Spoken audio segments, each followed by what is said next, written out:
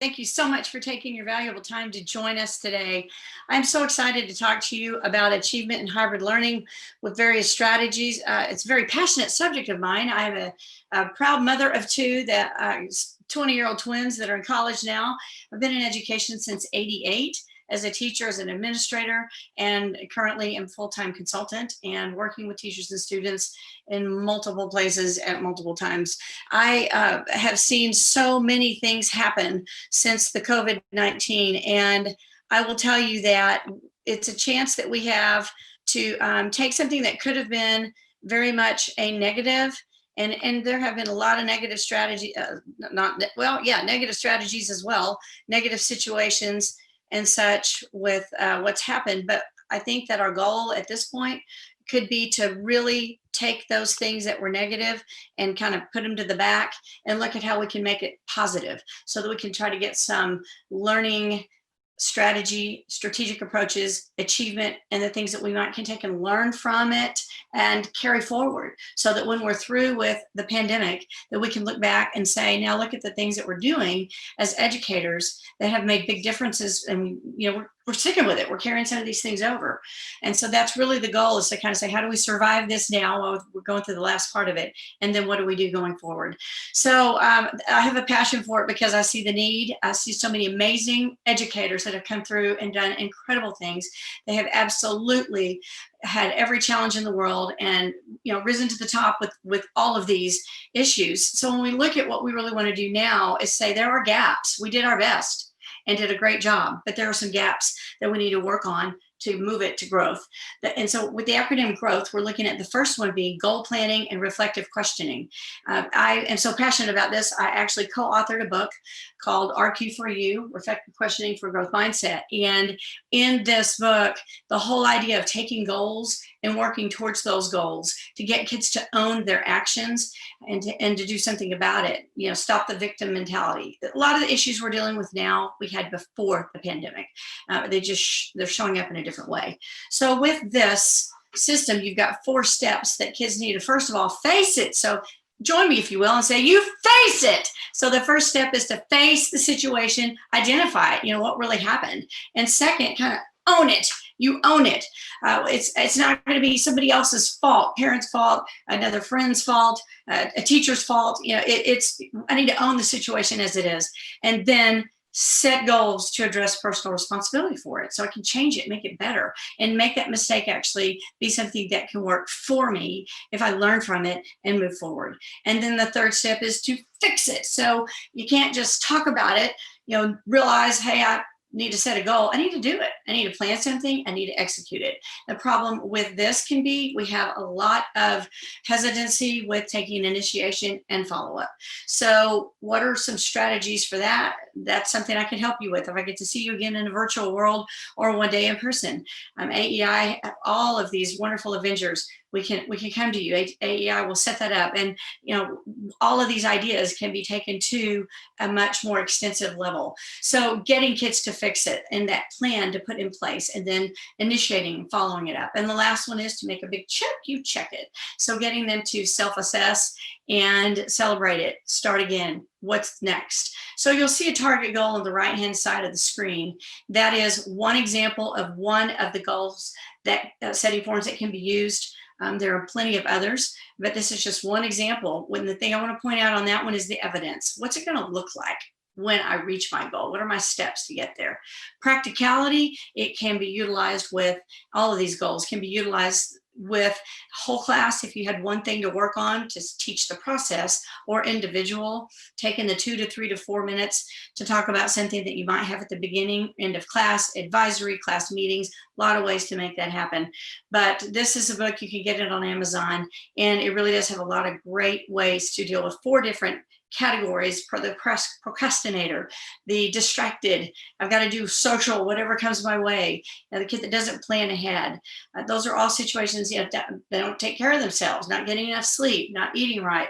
So those are all things that we have seen as prevalent issues with kids, and they're addressed in this. So I've now moved to the other thoughts, which would be respect. And this is a very huge issue today. And it's really teaching these kids to respect so many different areas. I could talk for an hour on this, and I don't have the time.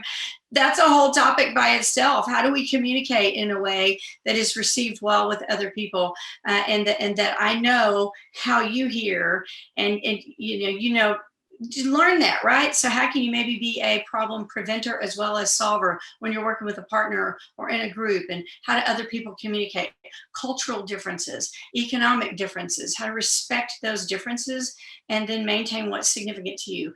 That's huge. A lot of things need to happen for that to come to life. One of the biggest things that can help change an issue, if we've got a kid or an adult as leaders in schools, a lot of these things, the teachers need to hear about them and be trained on them to be able to take them to the students. And this is huge because we always talk about changing behavior, but we're not going to change behavior unless we begin by changing the thinking. So this is a think tool that can help someone say, what was the trigger that then I responded with a harmful response, a hurtful response, a lack of respect in my response? What would the improved response be? Should it have been? Was it? Could it have been?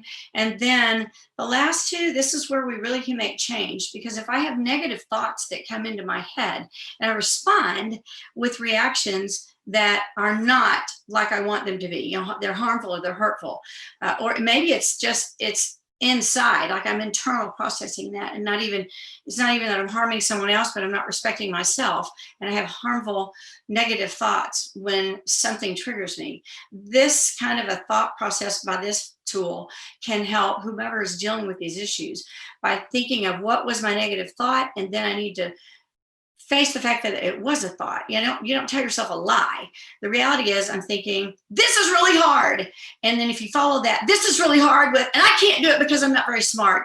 That's the negative that can be harmful to self. Instead, this is really hard, but I'm going to try one of the new strategies that I was presented and try to see if I can make some progress and make another step towards my goal like I did last time, so that you're not creating cognitive dissonance by not facing the truth, but then you move forward. And then the last part of this is keywords, images, thoughts, actions to help make this come to life. So that is what we're talking about with, looking at respect for self, respect for others. The next in our acronym is opportunities. So when we look at the think form, it can work for that as well. And again, you've got other things to deal with, like encoding. This is a big one. And so I'm going to ask you to just look at the screen and take about 10 seconds to see all the words that are on the screen in the blue box. And then I want to ask you how many you can remember. And if you have a pen or pencil, write them down. If not, kind of keep track and count as to how many you think you can remember.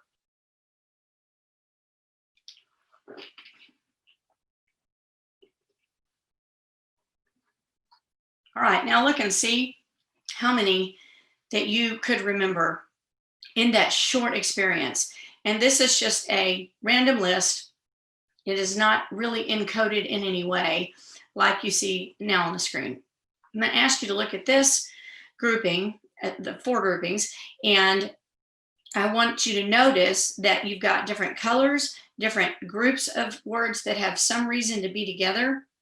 I would point that out to students because some might not notice the way that it's grouped with meaning or with a color code or some kind of a cue, and then they might miss part of the magic of encoding, which is basically trying to help the short-term, long-term, and working memory work together. So it's really looking at as how am I going to store this? How am I going to retrieve this? And that's really key when we're looking at strategies that will help kids with effectiveness, whether it's online, whether it's at home, whether it's both.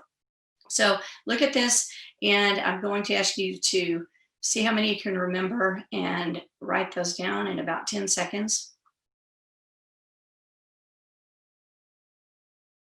All right, write down what you can remember.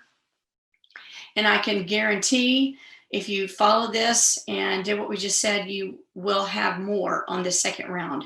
So when we talk about encoding, we're talking about grouping things in a way that kids can remember them and retrieve them. And I have an MVAK up there in green on the screen, and that is to represent meaning. We need to help them find ways to have meaning with what they're learning, and then utilize visual, auditory, and kinesthetic ways with the grouping of the words, how they look at it. Do they draw a symbol to remember it? How are they going to process it? And how are we going to help them access it? Then we go to the W's, and this is where we're talking about feedback.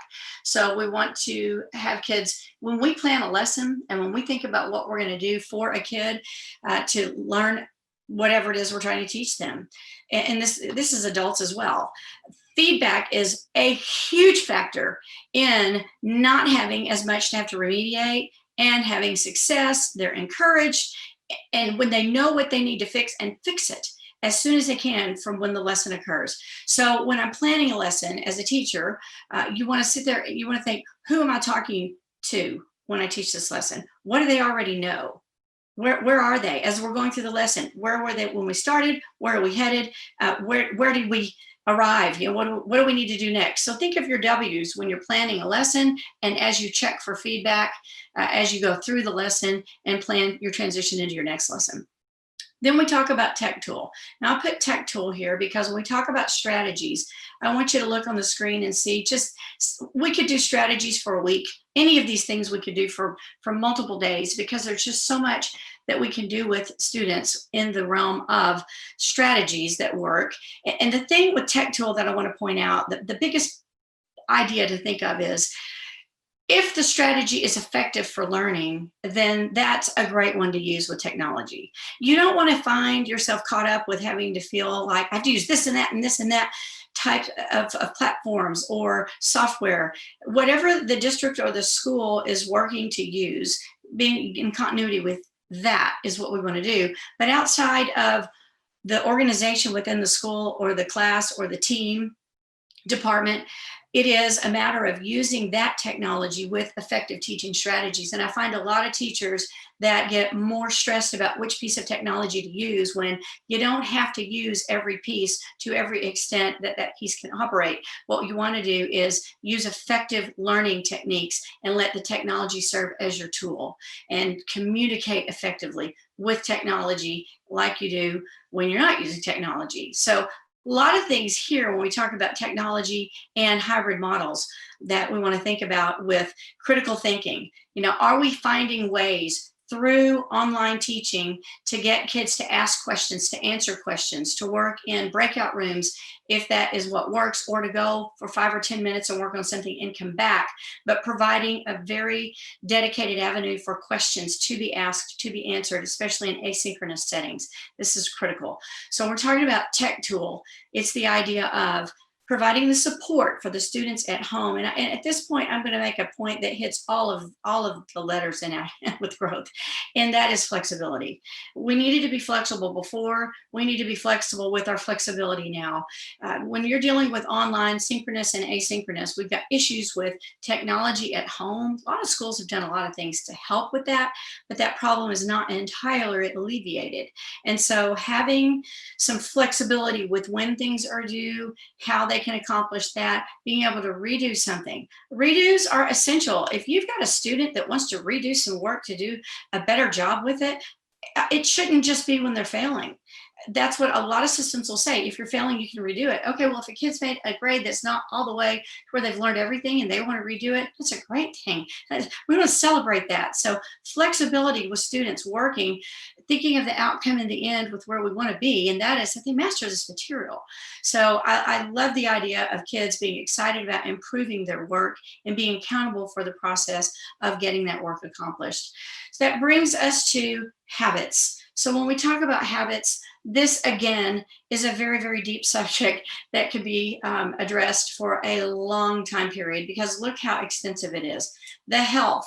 Are we working with kids and with parents and with teachers on knowing how much sleep that they need, what a good night's sleep is, which includes as one factor not having technology or lights on when you sleep?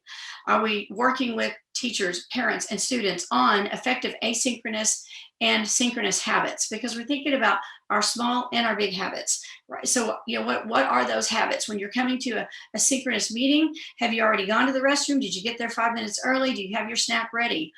I've heard and have seen many times a meeting starts and kids want to go to the restroom or go get a snack. You know, so it's the patterns, it's the habits for synchronous, and it's the habits for asynchronous success. Those things need to be explored. Balance is huge. How do you balance all of these things? What will you priority manage as significance and very significant and take this in depth? And it's a low level of priority, but I still need to do it, or abandon it. And then we look at independence. Do we have kids to the point that they're submitting their work on time? And if not on time, do we reflect as to why and what they could do to be able to submit it on time? And can they independently follow up with that work? Are they resourceful?